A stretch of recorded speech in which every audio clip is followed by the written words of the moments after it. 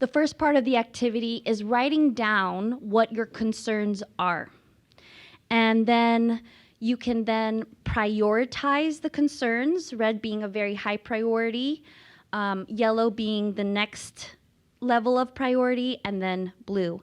And then think about also what is not a concern, what has been addressed, what is organized pretty well already. And this will help us with our action plans. So go ahead and get into your tables, and a facilitator will be with you shortly.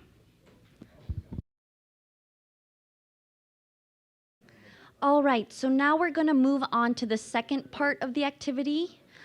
Feel free to continue where you are if it's a fruitful conversation, but start moving in this direction. We have 12 more minutes of the second part.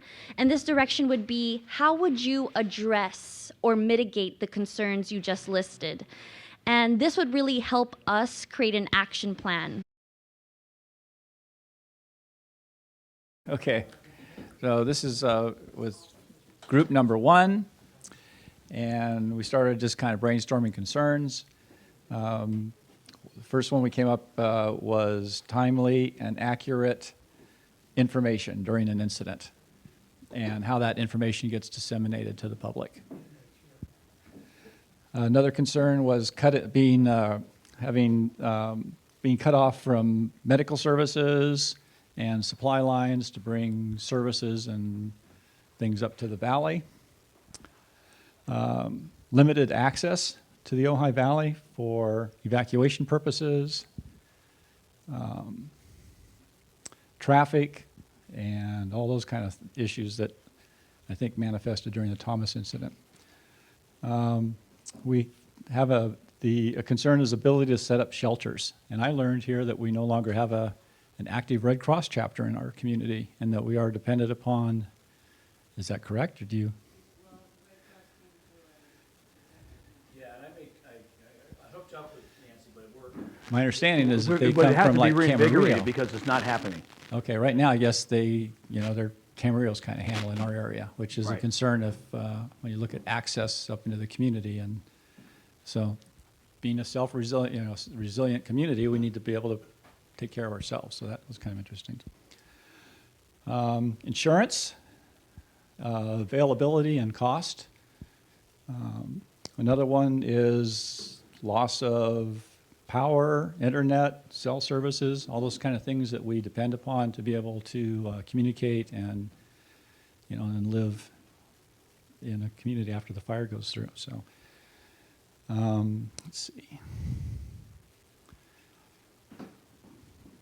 Another issue we talked about was the concern of just the health hazards that manifested after the Thomas fire with the smoke in the environment.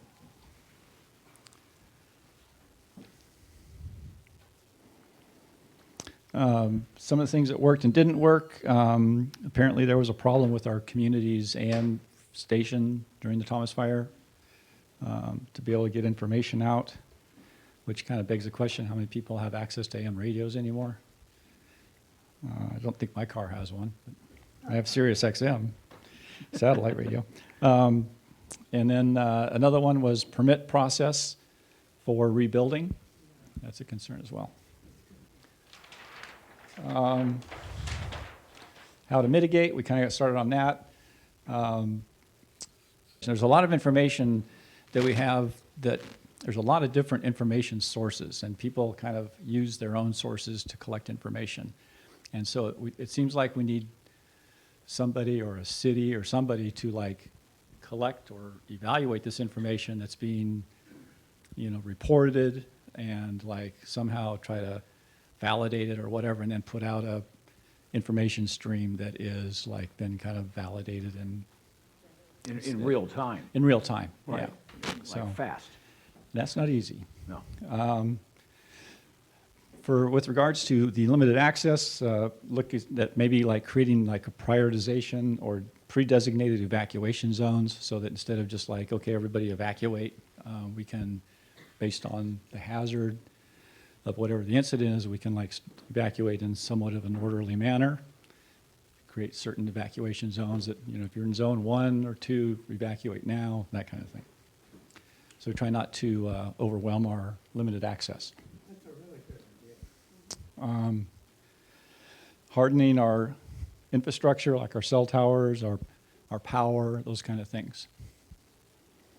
And then, of course, public education, let people know what's going on. I don't understand the last one, more info on. Follow the state law. Oh, yeah, okay. That's one of the things that I know I want to follow up on is when Chris talked about this state law that talks about the insurance companies are required to look at mitigation measures in establishing your rates and providing insurance. So hopefully that we as a community can create some kind of assurance or demonstrate that we as a community are providing these kind of risk management, risk reduction services so that we can continue to get insurance. Well, how do we deliver the findings of a CWPP to the 99.9% of the Ojai Valley that wasn't motivated enough to come to the public workshop? So how do I, sitting in my house at Oakview watching the Laker game tonight, get the same information and concerns about urban conflagration and grazing programs and fuels treatment and home hardening that was provided to people that are motivated and self-interested in wildfire protection? So is there a mechanism to effectively communicate that once all the effort goes into building a plan and an action plan?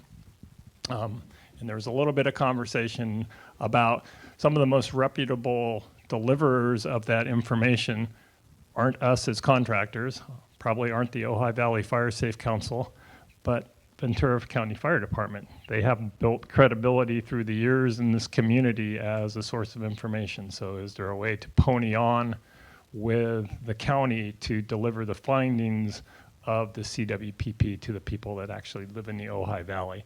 There was some talk about, well, maybe we need to build some video presentations and do some post-Thomas fire assessments on why did this house burn? Montecito did something similar following the Thomas fire. They had a lot fewer impacts. They had 14 houses that were destroyed, 14 that were damaged, and they did a full survey of all those locations to try to understand, well, why did this house burn when the neighboring house did not? So that idea of doing a retrospective as far as how the impacts occurred, what led to that house being lost in that particular case, as opposed to some house in the same vicinity surviving that particular fire, and making that retrospective analysis available to the public somehow in a media-friendly environment, one where you don't have to sit down and read a report, but there's talks about making, well, it's a whodunit kind of forensic study. We'll do a YouTube video and you solve the clues to why this house was burned, so that you can engage the public more viscerally than just reading a printed report. And then there was a lot of talk about this concept of urban conflagration, this home-to-home fire spread. And is there a way to identify potential areas either based on housing density or housing density and fuels layer? Is there a science behind that can be leveraged so we can take a look at the built environment in the planning area and say, well, this is an area of potential, higher potential for urban conflagration than these other areas, and then take that information to those particular neighborhoods or communities to inform them that, hey, you have this potential. This is a Tubbs fire type of situation in Santa Rosa, where we lost hundreds of houses in a neighborhood at one time. So is there a way to model that scientifically?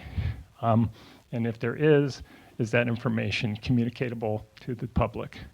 The communications issue, especially kind of what to do if electricity goes out, if cell towers go out, insurance renewals and insurance policies being dropped as a big concern, evacuation routes.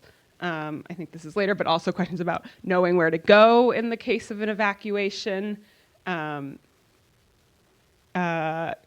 Go bags and preparedness for households, and making sure there's education about what you should have ready to go, and resources for members of the community.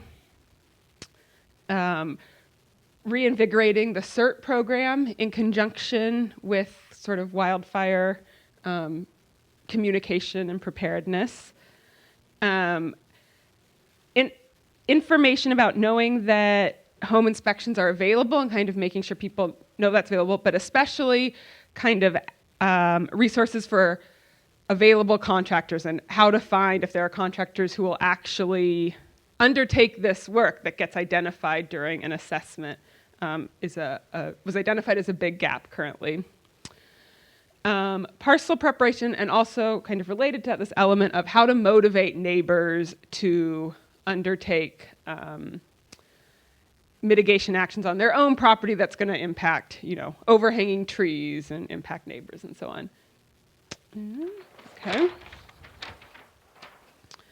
And back to communications, but consideration about knowing when to come back, right? There's often much better communication on the evacuation side than the knowing it's safe to return to your home, so kind of that whole fire life cycle.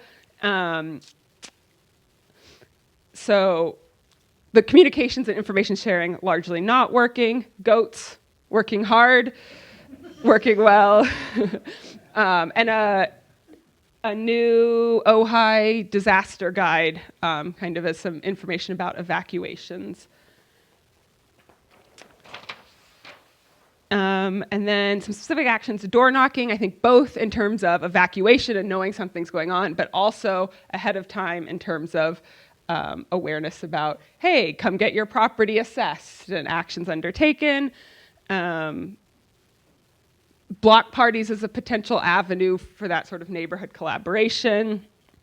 Making sure there's a disaster link on the My Ojai app, evacuation drills, education, and then education kind of around all of the programs that are going on, and making sure folks know what is already available.